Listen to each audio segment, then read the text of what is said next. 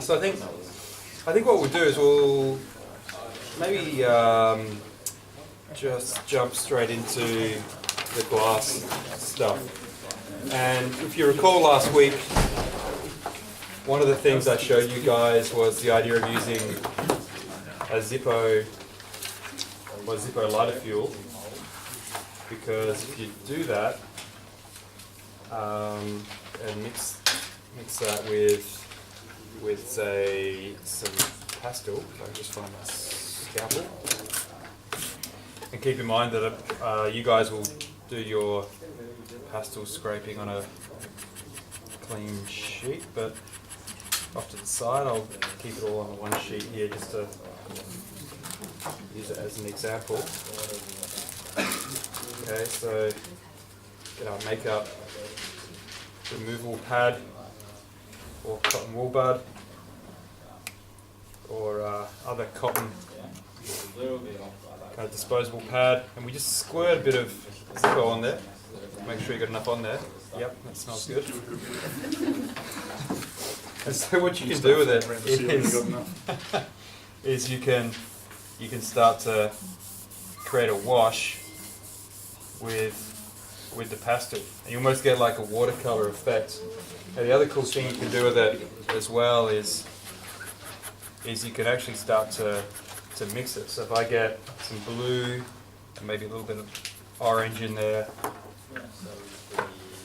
well, it's sounding pretty good today. Okay, and so we can start to do a bit of a wash as well, and you get a feel for how you can blend that. But it's quite nice for doing kind of gradient effects as a background for rendering all sorts of objects, but particularly the way we're going to look at doing glass objects today. Now you let that dry, because the Zippo fuel is a solvent. It won't take too long to dry. You can kind of see it's a little bit transparent. You see my fingers through there, but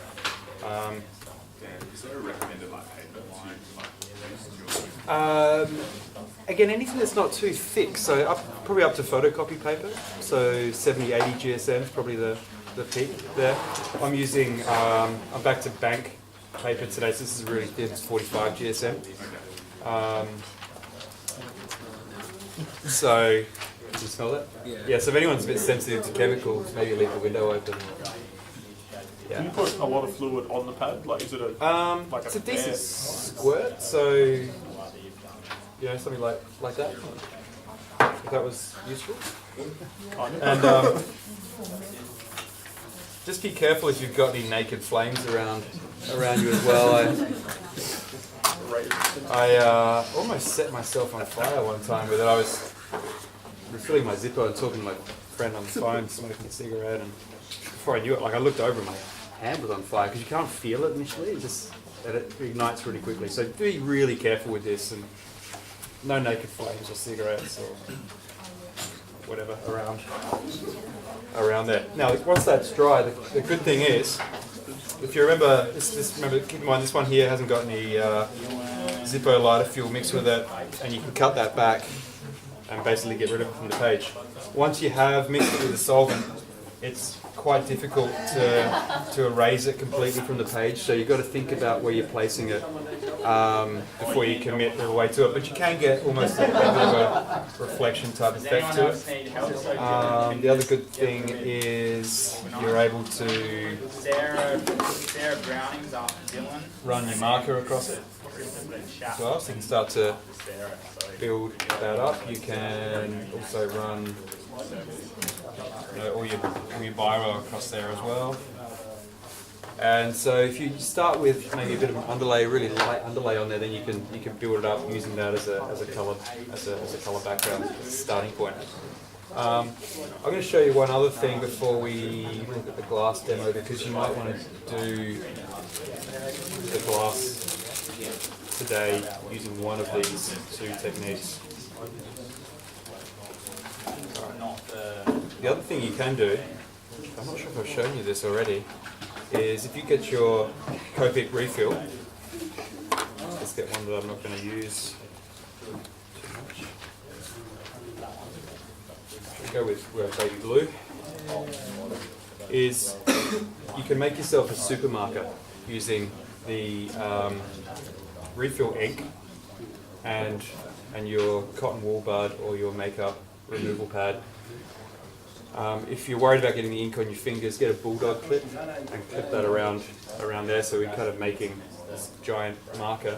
And then it's a matter of dropping a few drops of ink on there and then getting that across the page. You get a bit of a feel for it eventually about how much ink you need to do, but you can start to get some interesting watercolor effects using that as well. So if you're looking for like an overall wash, it's laying down a whole section of colour. Doing that is a good way to do it too. Obviously this is a bit more expensive than the pastel and Zippo lighter fuel technique. Your pastels will last forever. Zippo lighter fuel is quite cheap.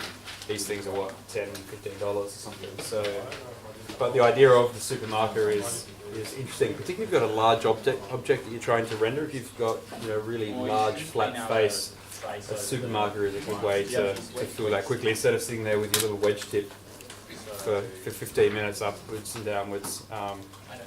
Making a super marker is the way to go there. And again, once that's done, then you can build that up as you usually would. The other way to do it is to actually get some coloured paper as well. Now I haven't brought any up with me, but coloured card, like Canson card, is quite good as well. They sell that down in the shop. I think this is probably a better way to do it because the coloured card is quite heavy in terms of the GSM as well. So like we're talking about 40 GSM for the paper, I'm using 70 for bond, 70 to 80 for photocopy paper.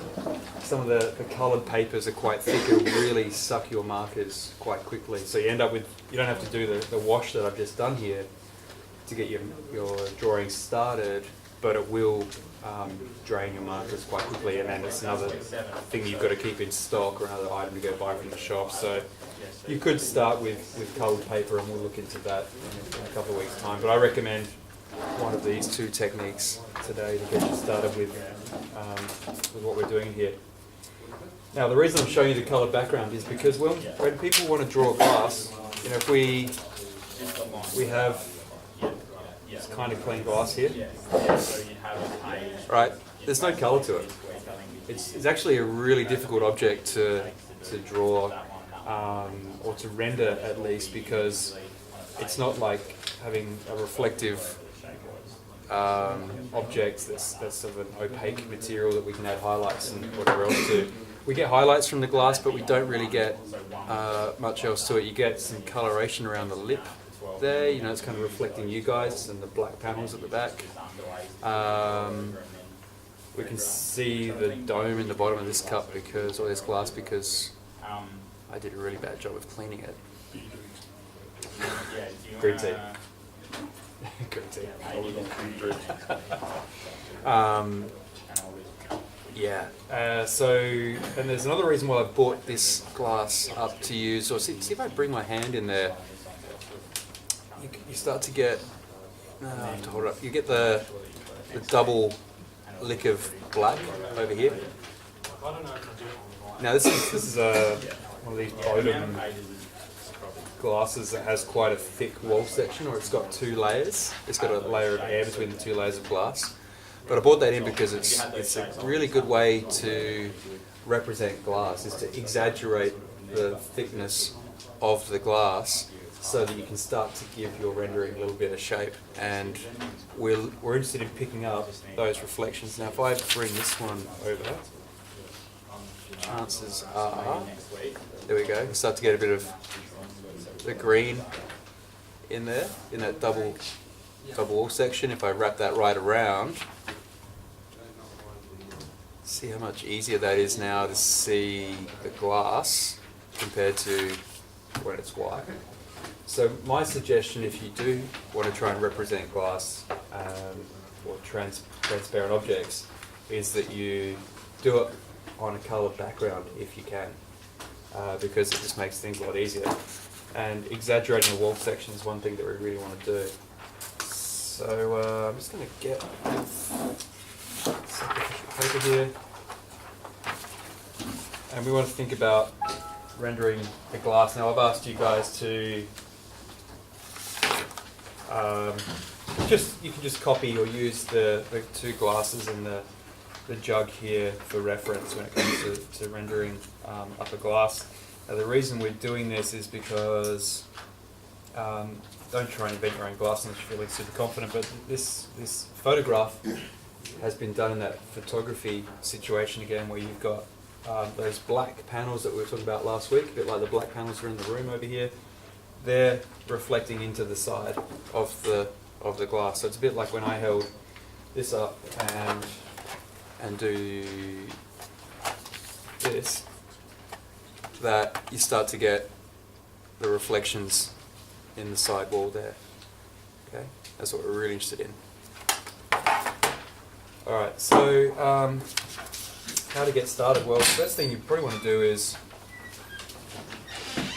work out the shape of your glass, and I'll just do something quite simple. Maybe I'll use the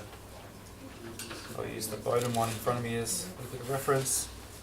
You guys don't have to think about it too much. Maybe just use the photograph, but we'll just go with cylindrical glass. And I'm just going to sketch this in really lightly. And I want to exaggerate that double wall section in the glass, so I'll just lightly ghost that in as well. And then the glass normally has quite a thick chunk of glass at the base. So I'm just putting some reference in here. Okay. Right, so I've got my glass there. I'll come back and deal with shadows and that kind of thing later. Now I'm going to put my pastel wash on. So you guys, everyone's probably got different coloured pastels here, so do a little bit of a share situation. I'm going to go from,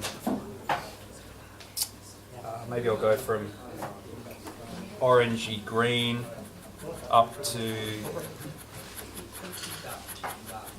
maybe a red colour today. So just scratching my pastel. Put a bit of green in there, scratching that pastel off there. Okay, I'll recycle the makeup removal pad, get my Zippo fuel on, and just going to put that wash on.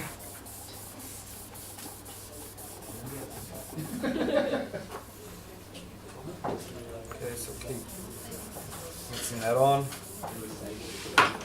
And we'll come back in. Good thing about this too is you can keep adding more pastel to it if it's not as vibrant as you want. So we'll just add a little bit more through there. Is it better to have a darker background or a lighter background? Probably darker, actually. Yeah, it's gonna be easier to bring those reflections back. But if it's really dark, like say like the blue in this tin here, then it's really hard to show that double wall section. So it's really a mid-tone. That's why I used that baby blue earlier. I think that's a really good a good one. But yeah, ultramarine or something like that would be too dark. We might transition the orange up to a red.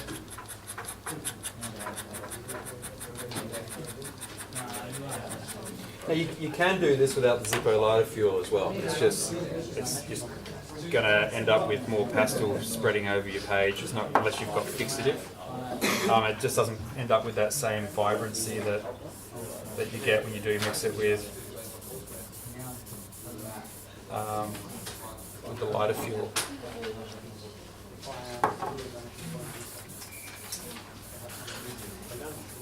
But if you want to try it today, I should have given you a heads up. Sorry about that, but I didn't. But you could probably do a quick dash down to Smoke Mart on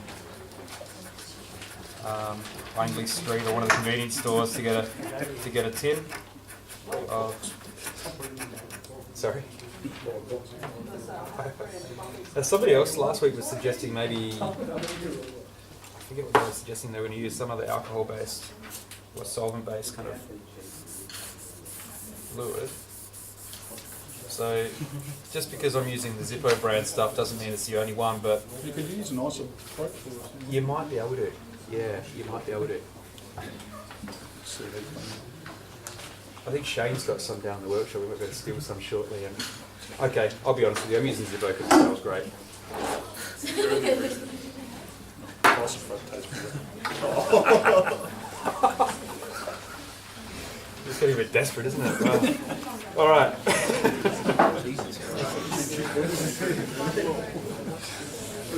So this actually isn't too bad. What we have, the scene I've got set up here. I wish I had some.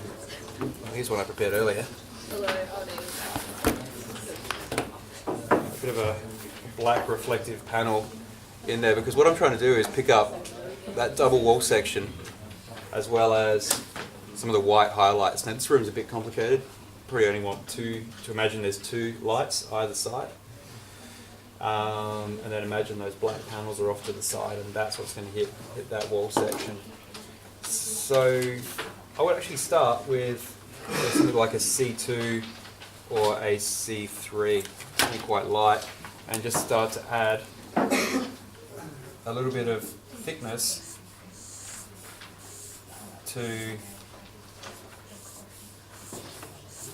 the glass. Okay, so I'm just picking up the inside wall section and the outside. Okay, and I've got to pick up the bottom. And layering is the key here with rendering glass. You know, I haven't done this bottom ellipse here right the way around until it's gone underneath the inside base, because I want to build that up, and then once that's built up a little bit, well, I could probably do it with the C1 if I had it, but then I'll just kind of skim that under there, so when it's all dry, it'll look like it's going through another layer of material there. So trying to build up layers is the key here. Okay, same with the ellipses at the top. So I'm going to pick up the rim of the glass and actually using the biro and how that bleeds to my advantage in this situation. Okay. And then depending on the scene that you're imagining, you might actually put some like a grey reflection in there as well, and it might be a bit difficult to kind of simulate that in here, but the idea of if there is a coloured light or a coloured panel that's maybe off in there, I don't know if you just kind of see that up there. Yeah, you could put a bit of a grey kind of reflection in there as well. So I might actually do that with T1, but that's enough. Just kind of putting like a blanket reflection across there, and not working it up too much, just kind of fading it out towards the bottom, and then also repeating that on the inside. So whatever happens on the cylinder on one face, then cross the axis and repeat it on the inside face as well. And then I'd actually start to skim that on the inside. So that hopefully when this dries, we'll pull that up a bit darker. So the outside will look a bit darker to what's going on the inside. We'll keep building up the base of this now. So this is a lighter, number one, won't take much. And I probably want to start to get some more contrast in there. So now that the outside is dry, I'll hit that up again with the C2.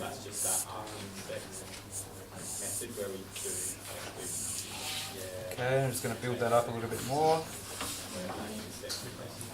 Might take you a little bit of time to get a feel for how these markers respond when they're going over the top of the pastel as well. They're probably going to maybe be a bit darker than what you're used to. So this is it's the C2 and it's coming out pretty dark on the screen there. Okay, and now I'm getting to the point where I want to add in some of those black reflections. I'm imagining it's got the black panels either side of the glass here. So depending on what markers you've got at your disposal, I'm going to use a C7 here, and I'm going to simulate that double wall section effect that we were looking at here earlier. Okay, so double wall section.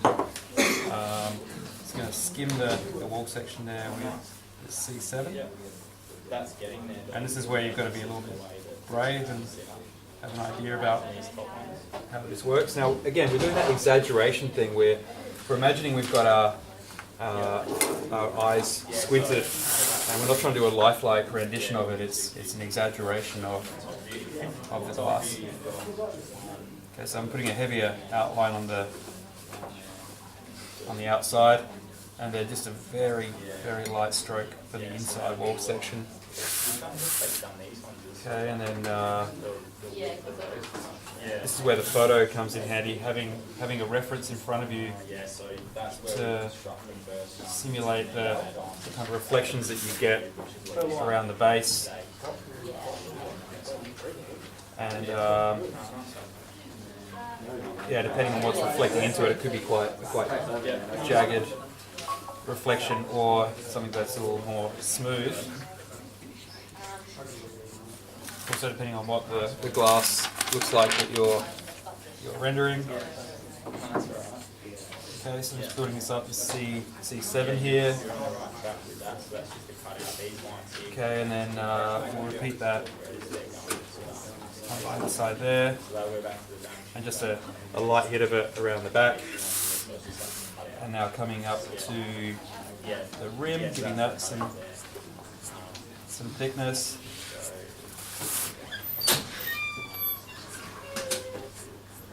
Okay.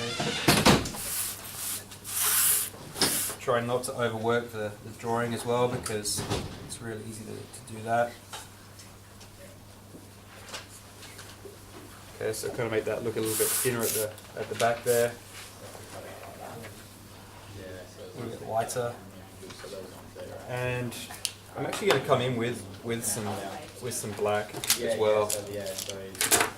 That's where you've got to be really quite confident. So we hit that with just some black on top of the grey. So the black on top of the grey, the dark grey, hopefully starts to add a bit of a layering effect again. So that that translucent depth effect on the glass.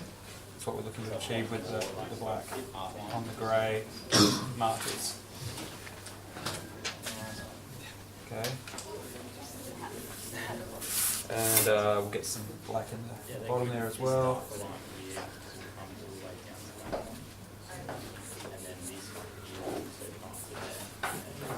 So anywhere where you can see side. A few little squirts of black on the inside. No, so I can see that base.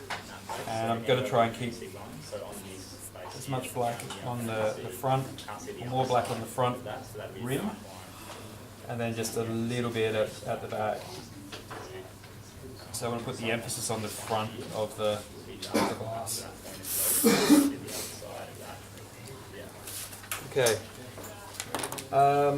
So what we can start to do now is put in some of those white reflections that we see. So in this case, we've got the fluoro light there impacting in on the side. So we noticed earlier, the one we prepared earlier, that we could take some of the pastel away.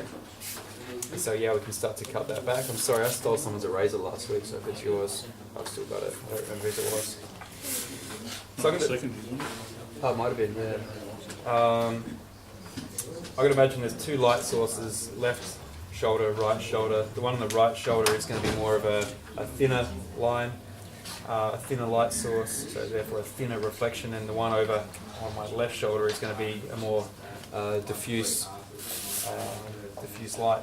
So I'm actually going to start by erasing a bit of a reflection in. And that's probably not going to come up very much on the projection, on the camera. Okay, but just kind of cut some of that back, and we'll do the same thing with that side. But this is where my white pencils will come into play, because with both of these techniques, you're able to hit it with white pencil to bring it back. Different white pencils are going to grip up differently. So that was a Faber-Castell Polychromos. This is a Faber-Castell Albrecht Dura, which seems to respond pretty similar in a similar way. Now this one is the Lumo colour, formerly known as a Trinograph, and that really sticks on top. But always make that one your last anything, because it's a really waxy pencil. Are those the ones you used to use when you might remember? I don't know, you might not. When you went bowling, and they used to project the score on the screen, you had a wax. Not the same one? Very similar. Yeah, very similar. They don't do that anymore? Not that I know. I think it's all electronic. People would go bowling anymore? Does it for you? It does, yeah. I was looking for the lid from the bottle, but anyway, it doesn't matter. Is it? Okay. We're going to look at this. Well, we'll look at it now. Because a lot of the time you're going to be designing plastic products or glass products where you really can't see the wall section. Okay, so the wall section in this bottle is probably about 0.3 of a millimetre, 0.5 of a millimetre. It's too thin to get that double layer effect, but if you exaggerate it the way that we're doing it now, it will still communicate quite nicely, and you do start to get that depth happening down here with this. Other plastic parts like this lid here, again you get that thicker wall section effect there, which is what we're trying to capture. So just a couple of examples of what we're trying to do here. All right, we've got the white. So I was looking for that. Thank you. So we'll add that white pencil on here. Again, depending on the type of paper that you've got, how many layers of pastel you've got, will depend on how that white pencil takes on there. Okay, so that's working pretty good. And then on this side, so we're trying to use the pencil to help indicate form. But the pencil, I've also got that running over the reflections at the bottom here as well, which again adds to that translucency effect that we're looking for. Now we put the strong white highlight in this direction here over the left shoulder, so we'll repeat that on the inside face, and we've got the thinner one over the right shoulder, so we'll put that in there as well. And we'll just lightly put that on the inside of the glass as well. Now, if we were concerned about physics and whatever else, we might start putting some refraction effects in there and all that kind of stuff, but let's just get it looking like glass first, before we get too clever. The other thing is, you want to start putting some of those white reflections now back over the top of some of the areas where you put the grey and black marker earlier, and just kind of fade that down. Okay. And I'm going to put some scribbly reflections in the bottom, in that black area as well. You might get to this point and go, is it reading like a glass? Do I need to put a little bit more, maybe a little bit more marker down the bottom here to help that lift off a little bit? So I might come in with my T1 and just hit that up a little bit more to give that a little bit more definition through there, just to lift it just a little bit more. So the glass is a bit different to some of the painted or gloss finishes or satin finishes we looked at last week. You might have to sculpt it up a little bit as you go. I think I'm probably ready for the Lumo colour now, so I'm going to sharpen the Lumo colour.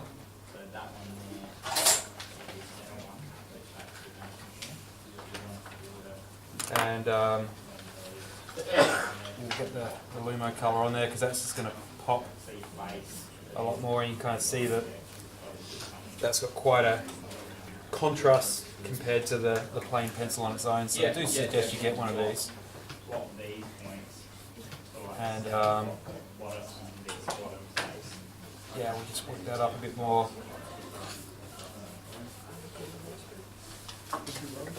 Now I'm actually, you can have a look at this afterwards, but I've worked the paper up so much. This is 45 GSM, so really thin paper. I'm quite close to tearing through the paper there. Just with how much pressure I put onto it with the solvent and pastel and pencil, and just working it up over and over and over. It's yeah, it's getting quite thin. So now I'm just going to pick up some highlights around the place on this glass.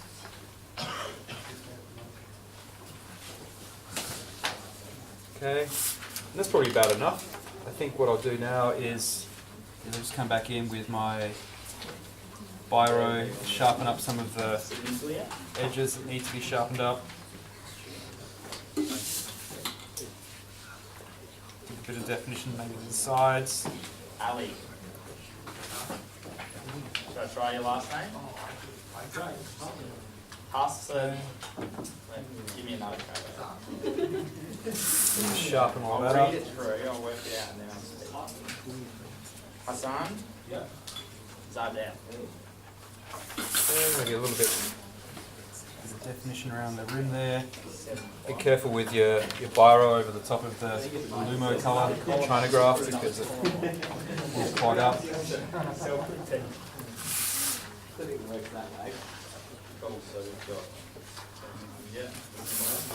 And again, I'm leaving the back of the glass not overly defined. It's a bit like when we looked at the car last week and we didn't define that rear wheel because we wanted the focus to be on the front of the car. We wanted the focus to be on the front edge, front surface of the glass in this case.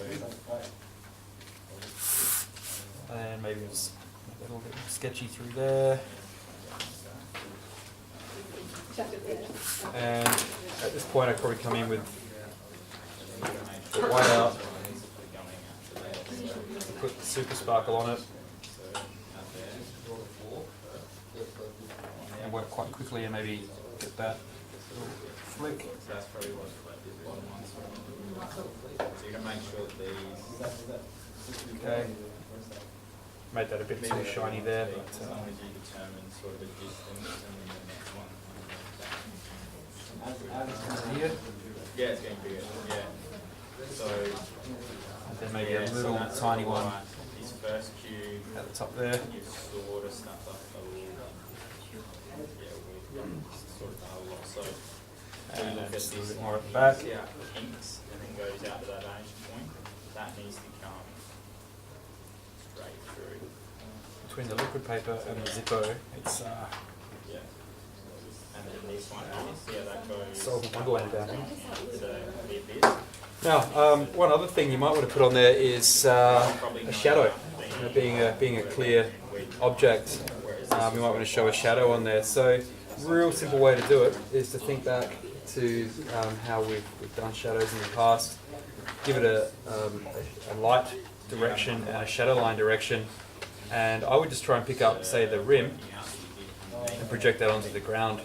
So if you think about the light, it's kind of coming from here in this case, it's going to send a shadow that's probably going to end up behind So that's what the glass. So with a I've done in any of the radiuses. C3, I'm going to just map in. Yeah, that looks good. That one's in line, which it should An be. ellipse that's on the ground, This circle here, so and just give it a little bit of a shadow, which then kind of grounds it. I'll probably leave that drawing alone at that point and call it done enough. Hopefully that's convincing enough to be glass. number 3. Okay. Yeah, it goes in here. You guys got any questions about that at this point? If it was longer, would you see it? For me, sort of looking at it, Sorry. If it was like a longer shadow, Yep. would you see it behind it? Yeah, you could do that. And in the example, one that I've given you, having one more colour. I've done that. I've just skimmed it through at the top there. Try and keep the one that runs through the glass quite light. So you might go back to like a C1, just so it's there, but it helps add to that translucency effect that you're going with. But think about your scene a bit more. I only did a very narrow wash of pastel. I'd struggle to get that gradient, the same gradient again at this point if I had to build it out. But that's why I've only done a short one there. Okay. All right. That's that there. I think the other thing I wanted to just talk to you guys a little bit today about was sketching hands, and then I'm happy to do some more of the, if you guys want another example of this marker rendering stuff, I'm happy to do that as well, so I'll consult with you after we talk about hands. But what I want you to do first up is I'm going to try and sketch hands in a more mechanical way today. So the first thing I want you to do is just lay your hand down on the paper, trace around it, and try and establish some of the proportions. Everyone's hands are going to be slightly different. Some people are going to have really long fingers. Other people are going to have short, stumpy fingers. I've got a really ridiculously stumpy thumb. But we're looking for something that's kind of believable, and I want you to use your own hand as reference. Okay? So if we use this one here, we can start to establish some proportions of what I've got sketched up here, in that you'll kind of have this palm area.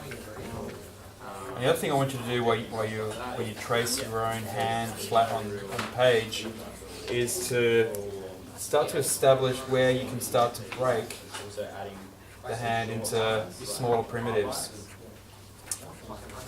So you're almost imagining where the bones are, where you can put like a wire frame in to sketch a hand. Okay, so the fingers themselves can be broken into 3 cylinders for each finger. The palm area and main, I guess, kind of hand area is a rectangular prism, and then the thumb can kind of be broken up into 2 cylinders as well. And if you start to think about the hand in terms of basic primitives, then you're able to start to maybe sketch it from your mind's eye in perspective, particularly if you've already got an object in the scene. So if we were going to do that, I would maybe start with the main part of the hand, and obviously I've got a scene I'm imagining in my head, and I'm just going to sketch that main part of the hand there. So I've got vanishing points that are established, and they're going to end up off the page, but yeah, that's okay. The next thing I want to do is start to establish where the bones are and where each finger is going to emerge from, and then also where the thumb is going to emerge from. So I'm just identifying some points there. Then you've got to identify the pose that you're trying to put your hand into. So maybe this is where looking at your own hand might help. So, and hands can do all sorts of things too. I mean, yeah, this is an organic shape. Okay, we can start to get it to do all sorts of things. So maybe on this side, I'm actually going to put that finger and wrap that down like that. It's going to look a bit weird because of. Okay. And so keep in mind with the hand how the digits get smaller and they kind of naturally arc. Okay, so if you're drawing the hand out and you're trying to get those bones into play, then you might start to actually put the natural arc on to help you. So you've got two things at play there. You've got the arc and you've also got perspective and vanishing point situation. Okay, so that's probably going to end up looking a bit broken. So I'm just going to work the skeleton like that, and then I've got another elliptical section that's going to be where the wrist is. I'm going to turn this into a hand. So I'm going to start by sketching a bunch of cylinders. And these cylinders are going to be in perspective. Okay, so I'm just sketching these cylinders so that the ends of them match up with where I had those bones breaking. So the skeleton bones that I put in up front. And I can do that. This is that finger that's wrapping around. It's going to look a bit strange, but it doesn't look like there's no finger there.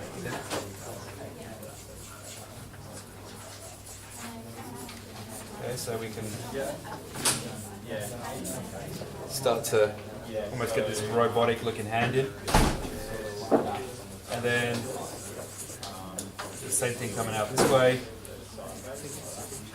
And break that down into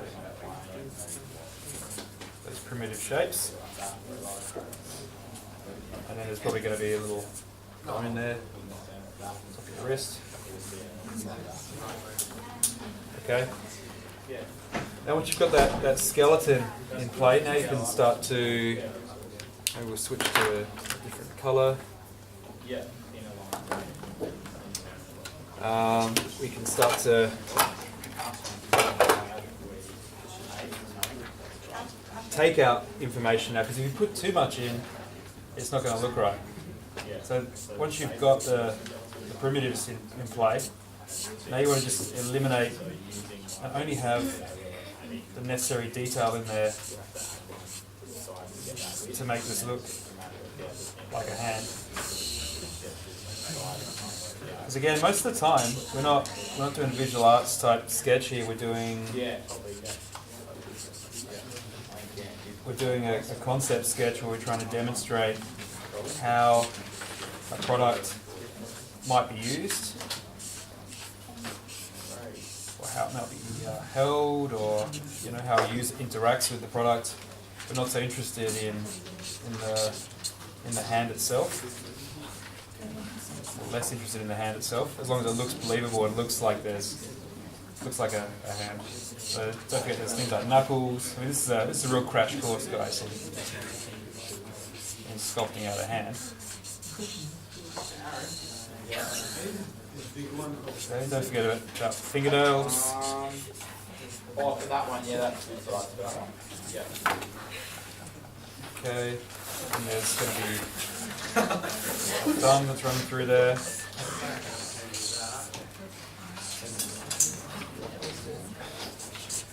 And then how your thumb interacts with the rest of the hand. And there's So once you get around these primitives, then you've got to start thinking about how the skin wraps over it. Okay.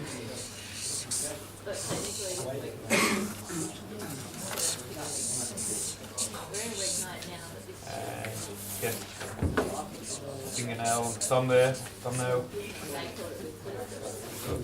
You start to show some detail for the knuckles. Again, not too much. Alright, so we can probably start to think over that now.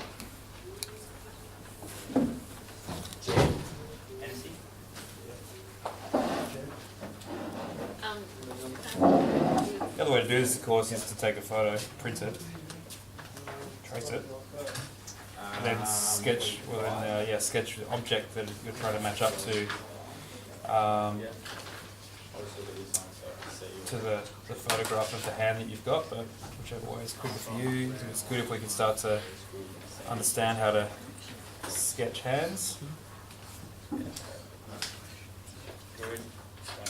This is a really weird pose I've put in here for this hand. But yeah, you just sort of think about it like it's a series of those primitive shapes.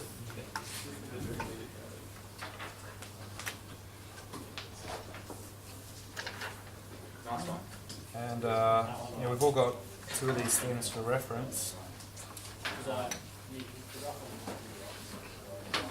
Okay, it's probably an e-drawing, like Okay. you can get an app to your phone that you can actually like load on your phone, actually usually spin it around, or you can get e-drawing. We thinking this is looking alright? It's just e-drawings, like You guys would let me know if it wasn't looking right, wouldn't you? that one there, slowing it down. Wait for the thumb. That It's dislocated. demo might be over before the thumb, Darren. Yeah, thumb's pretty tricky. Stretching a bit uncomfortably there. Well, it might be like me. It might have broken its thumb. Foot injury. Yeah, play cricket. Yeah, broken thumb. Yeah. I think that's what might have happened to my thumb.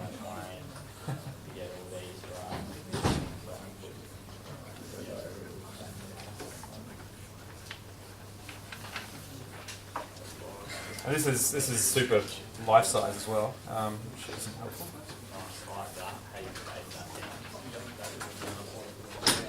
Put your hand next to it to compare. Yeah. So check out the thumb there. That is a bit twisted, isn't it? So I probably want to actually stand back and give that a bit of shape like that instead. So we probably do that. This is an underlay.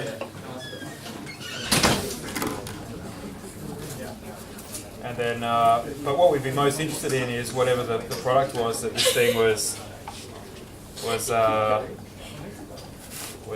with. So yeah, maybe there's iPhone or something there underneath it.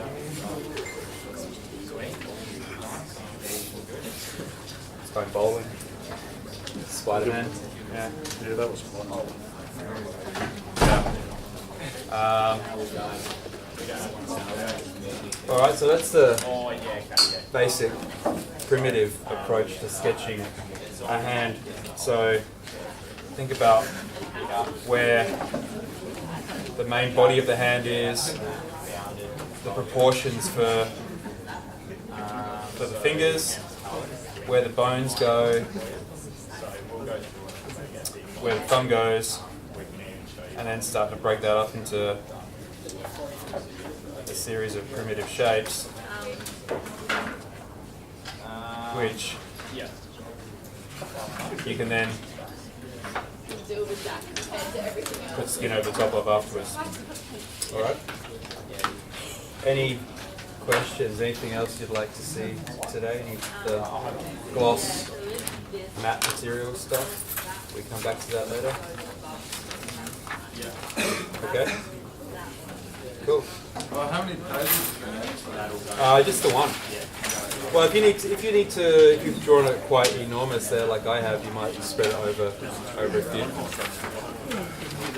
But yeah, I'm interested in the construction side of things, and then the skinned version, so it could be 2 or 3, 4. Yep. 3.1 basically the finish. Is that a question? Okay. Cool. Thank you. No, I'm just looking at the figure. That's